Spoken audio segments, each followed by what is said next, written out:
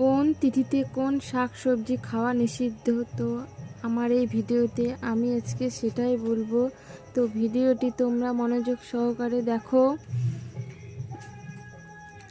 তিথি বিশেষ নিষিদ্ধ ভক্ষ: প্রতিপদে কুমাণ্ড, দ্বিতীয়ায় বৃহতি, তৃতীয়ায় পটল, চতুর্থীতে মূলো খাওয়া নিষিদ্ধ, পঞ্চমী তিথিতে বেল খাওয়া নিষিদ্ধ,